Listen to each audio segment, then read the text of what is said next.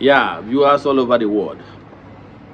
As you already know, my name is Ogbuefi Ezeana, ugochitubelu na Oraifite. I'm an ancient high priest. Abụ m onye isi nchụaja na ugochitubelu ọdịnala temple. Anyị na-agba afọ mmiri emiri kwazi ọrụ mmụọ dị iche iche. Abụkwazị m onye isi nchụaja na ọdịnala Restoration Evangelical Mission, bụrụ onye mgbasa ozi ọdịnala Igbo. So you can call me a priest or an evangelist. My mission is to help people live better life. N'ụbọchị taa n'oge awa nke isiokwu anyị bụ Ezenwanyi nke eluigwe, Queen of Heaven. Yes. Ana m achọ ka m kọwara gị na enwere Queen of Heaven, Ezenwanyi nke eluigwe na nke ụwa. Ụfọdụ na-akpọkwa ya the primordial queen. Ọ dependere na religious set or angle you're looking at it. Mana malụ na ebe ọ na-enwere king, enwere Ezenwanyi. Yes. Mkọrọ ihe kwuru ihe akwụdebe ya. Ebe ọ bụ na enwere odogwu, enwere lọlọkwu ya n'azụ. N'ime Chukwu, enwere the masculine nature in him. N'ime enwekwara feminine nature in him. The mother with the queen. Yes. Onya bụ nne. Agbọrọ ya mma nnukwu. Ọtụtụ ndị ụka dị iche kpọrọ ya aha dị iche iche. The star of the sea. For the Queen of Heaven. For the Ezenwanyi ndị amụma. Ezenwanyi ndị ozi ọma. Ezenwanyi ndị na-ekwupụta okwu Chukwu ihe dị iche iche. Anyị ga-enebesi anya taa. Now before we dive into today's lecture, important announcement. We are in the month of August. Our monthly ritual is still ongoing. You can join us anywhere you are, all over the world. Distance is never a barrier in all we do. Make sure to go to the temple, go for good work, the friends of the temple, children of the temple, members of the Restoration Evangelical Mission and Consecrated Group. That's why I say mate the last of the month. I to charge us on this one and check out and their WhatsApp numbers only. We started this group ritual over 4 years now, but as you all know, we don't share testimonies on social media, but can really hide the market. And I'm mad at you in the middle where Chaos on Chile, we're open every side of the temple, HFNA, annual festival line I've been on September 15th. After I know you're on side of the temple, I participating here. Yes.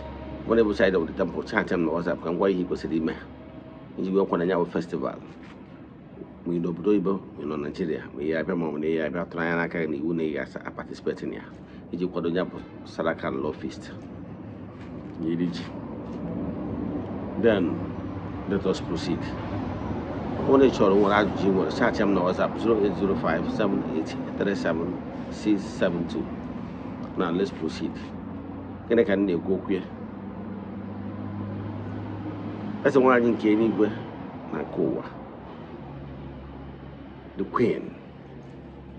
Agwara ngana ndị ọbụla na-akpọ n'onu ha. O nwere na mpaghara ụwa ị ga-eje na okpukpere ụfọdụ ị ga-eje ihe a na-akpọ ya the primordial queen. Some tried ka enye ya afa. O nwere ndị kpọrọ ya the Queen of Heaven and Earth. Yes, Makalikie streams from her throne of grace down to this gross material world. Somebody the Queen of Heaven, somebody the primordial queen, somebody Elizabeth. Some try to give her name. On the Catholic, body Virgin Mary. Manikie the too much. Makanikie the no yichu. Oyi Chukwu dị n'ime maka na ihe ọbụla Chukwu kelo duality. Some people are arguing na Chukwu bụ nwoke, for na argue na Chukwu bụ nwanyị. But the truth of the matter bụ na oyiyi Chukwu dị n'ime Chukwu, oyiyi nwoke dị n'ime Chukwu, oyiyi nwaanyị dị n'ime ya. Mana enwere the Queen Mother that radiates. Now the only and confirmed Queen Mother I know. Ikie streams from the primordial rains down to this gross material to the entire universe. It's the same Queen. Yes, for that boy, Queen of the Sea. For that boy is one in Kenny Gwen, they can make for that boy and then Nimri. For that boy, I'm a man. For that boy, have many names. For that boy, our lady. Mana. Ihe wu ihe niile a bụ wụrụ ụdọ ma ewu na wee ewu ma ụdọ ihe niile a bụ ofu ihe ka a na-akpọ afa na-akpọ ya afa dị iche iche na asụsụ dị iche iche na religion dị iche iche does not change anything. Ya mata m nwere onwe m mpụta ọ na ọtụtụ ndị mmadụ na-eme agụ ihe bụ aha Chukwu. I used to tell them na Chukwu enwere aha in the right sense, the spiritual realm. Chukwu enwere aha. Ya kpatara Moses ji wee jụọ esi ya ọ bụrụ na Fero jụọ m onye sendere m ka onye mma gwa ya ọ sị ya ji egwu ya na-abụ m ihe mbụ sendere gị maka na o nwere aha. Ọ dịka ụfọdụ ndị ọdịnala na-enwe ihe na ụfọdụ na-asị na Chukwu abụrụ aha ya na-achịkọwara ha onye furu Chukwu anya onye mụ ihe bụ aha ya. Mana Chukwu ka na-ekwu maka ya bụ the omni everything. Ịkpọ ya onye a na-ekpesi ala ụgwọ ọza gị, ịkpọ ya onye pụrụ ime ihe niile ọza gị, ịkpọ ya nna dị ebe ebe everlasting father ọza gị, ịkpọ ya almighty father ọza gị, ịkpọ ya Chike kacha Chukwu niile ọza gị, ịkpọ ya Chukwu onye okike ọza gị, ịkpọ ya Chi ukwu nke ukwu knowing fully well na enwere obere chi ndị ọzọ ọzakwa gị. Ihe dị mkpa bụ gị nwee ma na ọnyanwa bụ dị unmovable mover. Etu a ka ọ dị na Queen of Heaven. Queen of Heaven bụ mama nnukwu maka ebe ọ bụla enwere nna a na-enwe nne. In the realm of the spirit enwere masculine energy, enwere feminine energy, depends. So mama nnukwu bụ the Queen of Heaven and earth, Queen of the universe. I don't joke with her. Yes, ndị Catholic na-akpọ ya Virgin Mary, but I can tell you now, Queen of Heaven and Earth has been in existence even from the ancient books, even from the Old Testament. You can have ever mentioned about the Queen Ezenwanyi nke eluigwe. Then you can ever be eluigwe. Eluigwe will be nke aṅụrị.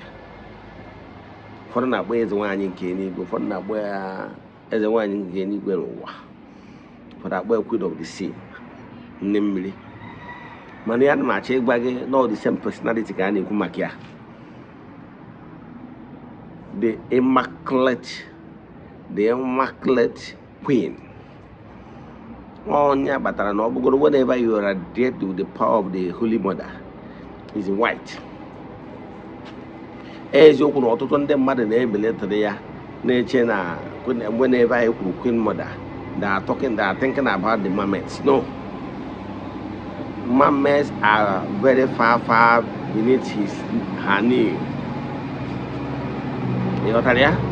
The mermaids are the mystics. They are very far away. This Queen Mother Nekumakia from a Mother Earth based on the own water on ya. In the primordial in the word of the spirit. And was the throne of the divinity, the throne of the Almighty. He also go boy and house for the body Allah, for the body anything. The supreme being, whatever body.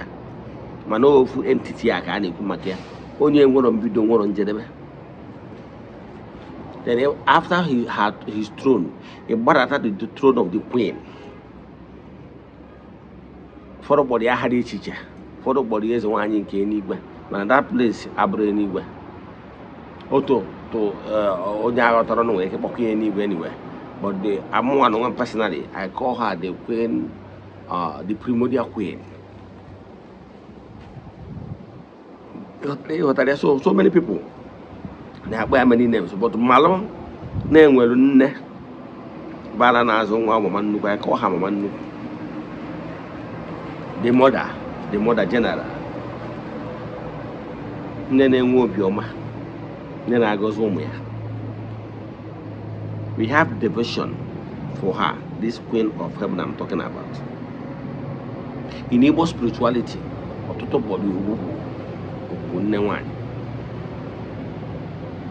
Mane Oyo Ogugu, I brought the right name.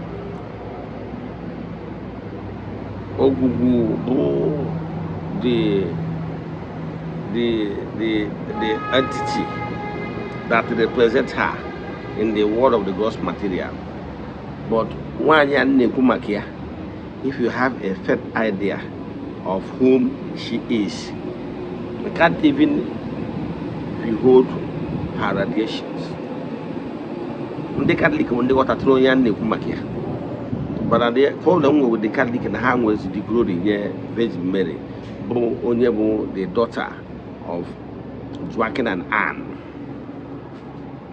The queen that has her own throne has been there from time immemorial. So how you use Virgin Mary, where it present here her personality, her being, no. But in spiritual consciousness, you end with the throne of the queen, and her powers radiate from that primordial. Her power radiates from within the everywhere, the entire universe, in every globe, in every kingdom. Her power radiates. She's so powerful.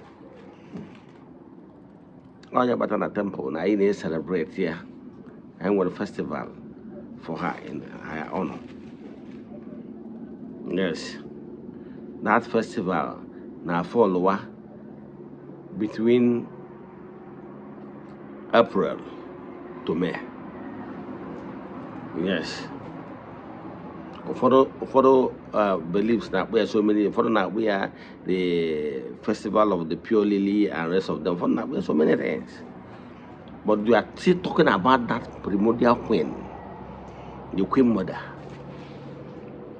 In Igbo spirituality, we recognize them. But in Igbo spirituality, some people what as Mother Earth, for what here as the Ugugu. I can tell you, the Ikie radiate far away from Ugugu. Ugugu is an entity. Yes. So, but when you got that deep meanings and deep connections and deep powers of these supernatural beings, Imalo Nahadi Obotorobu. So, in the throne of grace, after the throne of the primordial, the throne of divinity, the next throne in that order coming down to this gross material is the throne of the primordial queen. Can you see ever? You want to talk about our family? Chat me on WhatsApp 0805-7837672. I'm not on the Maragade because Nkuzi Baraba is meant for awakened human spirits. However, and the message jadal for them, you understand it. Let us pray. Ekwem na Chineke. Ekwem no ihe siri mike ke Chineke na apụghị. Ezigbo ụzọ m ga-esi n'uwe ya n'ihi na ọ matụrụ ihe niile. Obi m siri ike na Chineke meworo m ya. Ya gazie. May the blessings of Chukwu oke pụrụ ime ihe niile be with you all. May you be protected and may you be blessed now and forevermore. Ya gazie. Dịka isi mmalụ. Ụfọdụ ndị mmadụ kpọrọ ya atụ iche dịka ndị nchịkwa gị. Ụfọdụ kpọrọ ya ekulu, ụfọdụ kpọrọ ya ngene, ụfọdụ kpọrọ ya ogwu. Ma ihe niile abụ the far affair that never done the Nigerians. They play with under her feet. They got the power well. Come to see about. Call the what? What's the other? Who do the wrong job?